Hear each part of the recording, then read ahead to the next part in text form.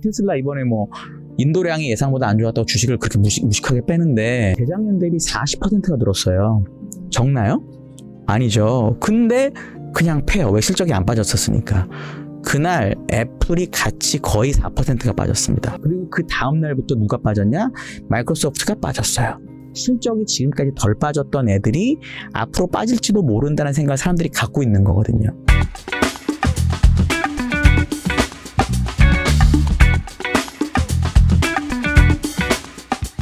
그 평균 회귀 얘기를 계속 하시고 요번에 또 책 내신 마켓인사이트 2023년 네. 그 책에서도 보니까 상반기에 주가가 빠지는 건 맞는데 빠진다면 나스닥을 조금 좋게 본다고 네. 이런 얘기도 있더라고요. 제가 그 몇 가지를 이걸 설명을 드리는데 첫 번째는 작년에 나스닥이 많이 빠졌을 것 같으세요? 코스피 달러 지수가 많이 빠졌을 것 같으세요? 작년에? 나스닥이 1% 더 빠졌어요. 34대 32거든요. 나스닥이 많이 빠진 이유를 예를 들어 뭐 신냉전, 탈세계화, 블록화, 뭐 금리 인상 이렇게 구조적인 문제로 보는 분들은 이제는 나스닥은 끝났고 무조건 우리가 알고 있는 방어주나 다우존 사야 된다 생각할 수 있잖아요. 제 생각은 약간 다른 게 작년에 나스닥이 안 된 이유는 하나예요. 실적이 안 좋아서 그래요. 우리 2020년, 21년을 좀 돌아가 보시면 그때는 나스닥이 다우를 엄청나게 아웃퍼폼 했습니다. 그때는 또 뭐라 그랬냐? 언택트 시대고 앞으로 완전 빅텍에 뭐 난리 났었잖아요. 3년 만에 이상하죠? 근데 그때도 찾아보면 나스닥의 실적 성장률이 다우보다 월등히 높았어요. 작년은 다우가 높았고 그래서 그림을 그려보면 똑같이 나와요. 실적하고 주가가. 그게 맞다면 일단 올해 만약에 나스닥의 실적이 다우보다 좋아지는 그림 또는 저는 성장 가치주라기보다는 나스닥 다우로 표현하는데 성장주의 이익 성장률이 가치주보다 좋아지면은 저는 분위기가 바뀔 수 있다라고 보는 거죠. 네. 첫 번째고 두 번째는 금리가 많이 올랐기 때문에 할인율이 많아졌다. 이런 논리도 있잖아요. 충분히 맞는 말이에요. 다 틀린 말은 아닌데 제가 해봤습니다. 진짠지. 2010년 이후에 이 PER이 떨어졌던 해가 3-4번 정도 있어요. 10년, 11년, 18년, 뭐 20, 이렇게 3-4번 있는데 이 중에 나스닥의 PER 할인율이 더 컸던 경우는 S&P보다 한 번밖에 없어요. 2011년. 작년도 그 할인율은 똑같아요. S&P 500이 24%인가 25% 빠지고 나스닥이 34% 빠졌는데 이 10% 차이는 이익 차이밖에 없는 거예요. 네. 그러니까 금리가 올랐던 효과는 나스닥에만 간 게 아니라는 거죠. 그러니까 그거를 그렇다고 설명하려면 뭔가 데이터가 있어야 되는데 데이터로는 그런 모습이 없다. 그럼 2011년은 나스닥이 왜 할인율이 더 커졌냐? 그때는 금리는 0.25였어요. 근데 미국 신용등급 강등이라는 이벤트가 있었죠. 그러니까 위험한 회사라고 느껴지는 곳들의 스프레드가 확 벌어졌던 거예요. 네. 근데 지금 그런 크레딧 스프레드가 별로 미국은 안 벌어지고 있거든요. 우리나라는 지금 많이 벌어져 있지만 그렇게 보면은 올해 나스닥이 또 안 돼야 될 이유가 사실은 없는 거고요. 세 번째는 이제 신냉전 뭐 이런 얘기 하려고 제가 8월 17일인가 리포트를 낸 게 있습니다. 주장은 뭐냐면 그때 한창 미국이랑 사우디아라비아 싸운다. 중국, 대만 싸운다. 그 다음에 중국, 러시아 친하다 이런 얘기였어요. 그래서 이데올로기적인 관점으로 무조건 서방은 같은 편, 중국, 러시아 이런 거였는데 지금 와서 보면은 하나도 그렇게 된 게 없어요.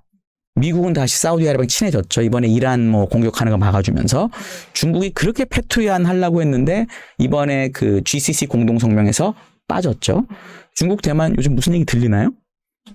조용히 없죠? 그 다음에 또 마지막으로 이번에 중국 여행객들 미국 막죠? 한국 막죠? 일본 막죠? 근데 유럽은 어제 뭐라고 나왔냐? 그 EU에서 결론적으로 권고로 나왔습니다. 원래 막 몇 나라들에서는 강제로 PCR 받아야 된다고 했는데 관광객 받고 싶은 나라들이 안 된다고 해서 권고로 바뀌었죠. 왜냐면 유럽은 한 나라만 받으면 끝이에요.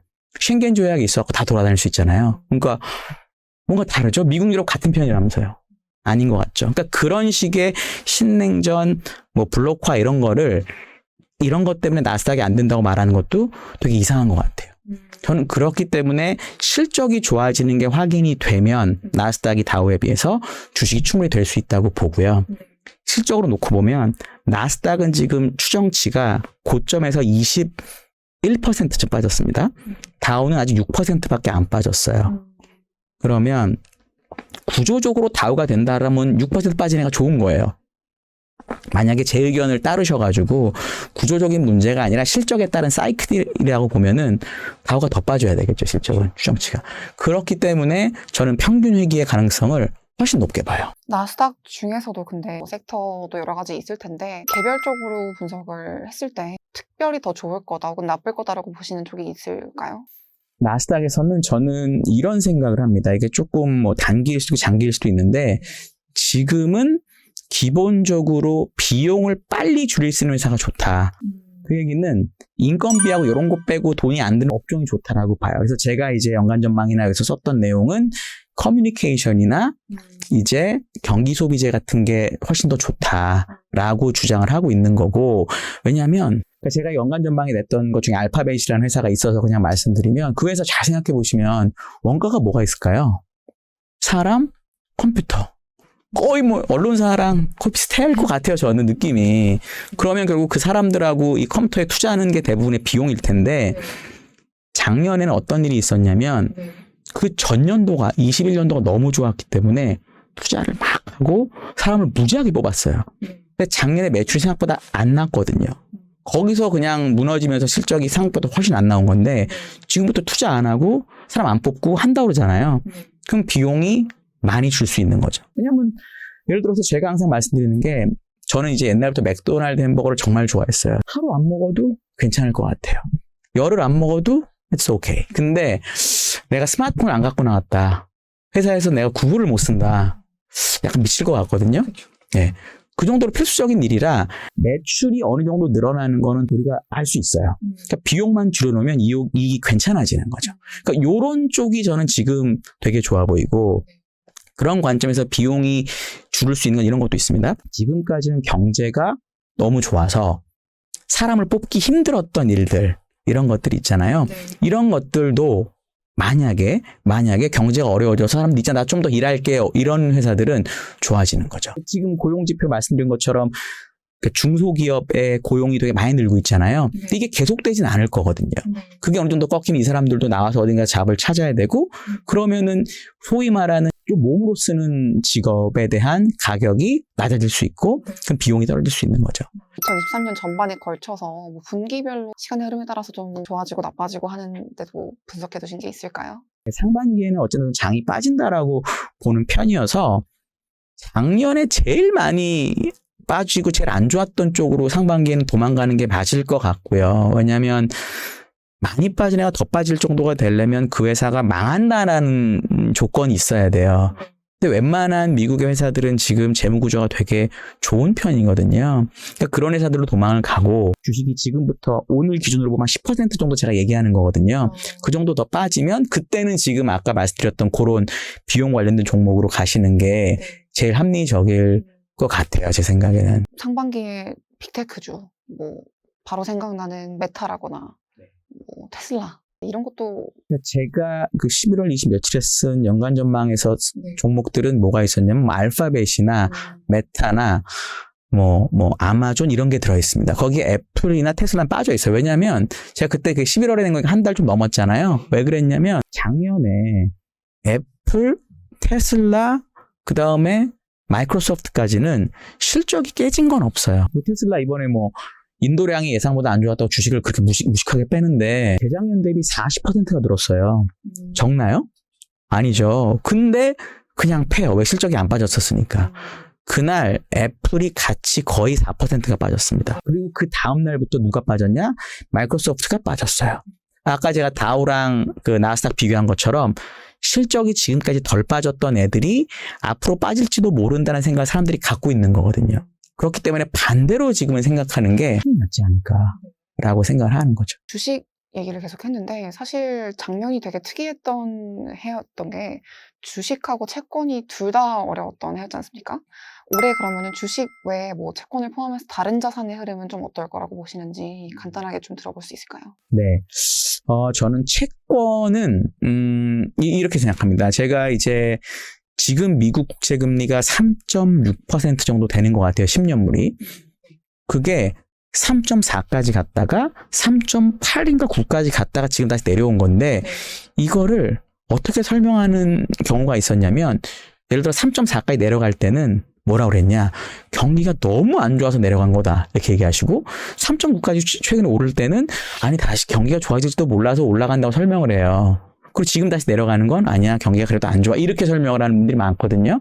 저 생각이 약간 다른 게 그냥 미국의 기준금리에 맞는 그냥 그러니까 채권 매매를 하는 거다. 무슨 뜻이냐면 역사적으로 보면 10년물 미국 채권 금리하고 기준금리의 차이가 마이너스 1%포인트 정도가 거의 맥스예요. 예를 들어 FOMC가 이번에 기준금리를 4.5%로 올렸잖아요. 그리고 점도표를 보면 올해 5.25%까지 올리기로 돼 있어요. 그러면 4.5%라고 만약에 했었으면 3.4, 3.5까지는 10년물이 이상하지 않은 거예요. 근데 FOMC에서 어쨌든 확실하게 그런 거 없고 5.25까지 갈 거야 하니까 그러니까 채권을 막 판 거죠. 금리가 올라가야 되니까. 그랬다가 다시 요즘 이제 약간 희망회로가 많아요. 저도 그 희망회로에 동참하고 싶어 죽겠는데 연말이 되면은 금리가 좀 떨어질 거야 라고 생각하는 거죠. 그럼 예를 들어 지금 3.6%라고 했으니까 미국 10년물이 100bp를 더하면 4.6이잖아요. 그러니까 시장에서 보는 건 올해 한 3번 정도 금리 인하가 있지 않을까라고 생각한다라는 거죠. 근데 현재로서는 시장에 있는 분들도 너무너무 똑똑한 분들이고 저보다 몇천 배 똑똑하겠죠. 하지만 똑똑한 거랑 금리를 결정하는 건 다른 이슈예요. 금리는 FOMC가 정하는 거니까. 그럼 어쨌든 현재로서는 5.25%에서 안 내리겠다고 말하고 있잖아요. 그러면 10년물이 4.25%까지는 가야 되는 거예요. 그래서 저는 채권에 대해서 뭐라고 얘기 드리냐면 올해 채권도 나쁠 가능성은 별로 없는데 미국 10년물 금리가 4%를 넘어갈 때는 편안한 마음으로 미국 채권을 사도 좋지 않을까라고 생각을 해요. 미국 국채 금리가 4%면 우리나라 그보다 좀 더 높아야 되겠죠? 그래서 그런 관점으로 채권을 보시는 게 좋을 것 같고 유의사항을 말씀드리고 싶은 게 채권을 사는 방법이 다양해요. ETF를 살 수가 있고 직접 채권을 살 수가 있잖아요. 근데 채권을 사서 만기까지 가지고 있으면 사실 돈을 잃을 일은 없어요. 국채를 특히 샀으면. 그러니까 이런 거는 내가 보기에 뭐 4%가 적정하다. 그럼 사놓고 냅두면 결국 만기 때 4%를 기준으로 한 수익을 얻는 거라 상관이 없는데 내가 ETF를 사면 ETF는 예를 들어 내가 10년 만기간 ETF를 샀다. 그럼 내가 오늘 샀다고 해서 만기가 하루가 주는 게 아니에요. ETF 운영사에서 이 ETF의 만기를 10년으로 계속 유지를 시켜요. 그렇기 때문에 내가 금리를 방향을 잘못하면 손해가 날 수도 있어요. 계속 10년물이 유지가 되니까. 그래서 ETF를 사실 때는 이게 원금 보장이 물론 국채형 ETF를 사시더라도 손해볼 수 있다는 생각을 하셔야 됩니다. 그 두 개가 제일 다른 것 같아요, 저는. 많은 분들이 채권을 직접 매수하기가 좀 아무래도 번거롭다 보니 요즘 ETF 투자를 많이 하시는 것 같은데 그런 점은 진짜 유의를 하고 투자를 해야겠네요. 네, 알겠습니다. 마지막으로 요 지금 인터뷰 주제가 올해 경제 전망이니만큼 팀장님이 올해 경제 전망을 어떻게 보시는지 조금 요 책에서 살펴봤는데 좀 눈에 띄는 투자 포인트 키워드가 동행과 준비라는 단어가 있더라고요. 이게 혹시 어떤 의미인지 조금 부연 설명을 해주실 수 있을까요? 동행은 뭐냐면 저희 이제 금리를 보는 분들이 그렇게 쓰셨는데 그거 보면 We go together라는 말이 있을 거예요. 그러니까 우리나라의 금리 정책이나 금리 방향성이 미국의 연동이 안 될 수가 없다라는 겁니다. 이창용 총재께서 이제 금리에 대해서 계속 얘기를 할 때 우리가 현재 기준금리가 3.25%입니다. 근데 원래는 그 다음에 우리나라 금통위를 하고 나서 로이턴과 인터뷰할 때 3.5 정도면 거의 끝이라고 생각을 한다고 얘기를 했는데 미국에서 기준금리 저렇게 많이 올리고 나니까 요즘 얘기하는 건 3.5, 3.75로 조금 이게 올라갔단 말이에요. 그러니까 기본적으로 물론 저는 금리 역전이 된다고 해서 돈이 나간다고 보지 않습니다. 왜냐하면 우리나라의 시중금리는 미국보다 높기 때문에 상관없는 거거든요. 기준금리랑. 근데 어쨌든 미국이 5.25를 갈 건데 우리가 계속 3%로 갈 수는 없으니까 거기에 맞춰서 할 수밖에 없다는 것 때문에 아마 동행이라는 표현을 쓴 것 같고요. 저는 여전히 상반기에 조금 떨어질 거라고 지금 주장하고 있잖아요. 안 그랬으면 제발 좋겠는데 주장하고 있잖아요. 이런 경우가 많아요. 저도 물론 그래요. 아주 초고수 말고 일반인들은 내 수중에 현금이 없으면 주식의 바닥에서 팔고 나갈 때가 많아요. 예를 들어 지금 3,800 S&P 기준으로인데 나는 그래도 주식 100% 가져갈 거야. 참을 거야. 라고 했는데, 이게, 예를 들어 전저점이 3,490입니다. S&P가. 그거 깨고 내려오잖아요? 미친 듯이 불안해져요. 저도 그렇습니다. 그러면 3,490이 깨질 때, 그때 주식을 팔 수도 있어요. 사실 훨씬 확률이 높다고 봐요, 저는. 네. 그래서 저는 지금 상황에서 제일 좋은 준비는 뭐냐면, 일부의 주식을 팔아서 현금을 가지고 있어야, 예를 들어 3,800에서 4,000 가면 좋은 거예요. 어쩔 수 없는 거예요. 이건 기회비용인 거고, 정말 만약에 빠지면 있는 현금 가지고 주식을 더 살 수 있기 때문에 기존에 있는 주식을 안 팔 수가 있어요. 지금은 그렇게 해야 되는 시기라고 생각을 하기 때문에 준비라는 표현을 썼습니다. 국내 경제, 한국 경제가 내년에 맞이할 좀 가장 큰 리스크 팩터가 있다면 무엇일지, 그리고 반대로 좀 희망을 걸 수 있는 게 있다면 무엇일지. 희망적인 건 중국이 진짜 리오프닝을 제대로 하면 좋을 것 같아요. 왜냐하면 우리나라 분들이 중국 리오프닝 할 때 생각하시는 게 화장품, 면세, 여행 그만 생각하시거든요. 근데 우리나라가 중국에 수출하는 1위 품목은 반도체입니다. 그러니까 진짜 중국이 돌아서고 소비가 좋아지고 하면 중국 집 스마트폰이 진짜 안 팔리거든요. 안 팔리는데 더 문제가 생산량도 더 줄였어요. 중국 스마트폰 업체들의 재고가 진짜 조금이에요. 근데 진짜로 중국 사람들이 이제 좀 나가니까 스마트폰도 너무 후지면 그렇잖아요. 새 거 사고 이렇게 하게 되면은 분명히 디램이든 메모리든 이런 것들의 수요가 늘어요. 왜냐하면 중국 핸드폰은 아이폰하고 달라가지고 디램을 많이 씁니다. 효율이 떨어지기 때문에. 그러니까 결국은 중국이 진짜 제대로 좋아지면 우리나라의 중요한 산업들이 돌아설 확률이 높아집니다. 전 이게 제일 큰 희망적인 요소라고 올해 보고요.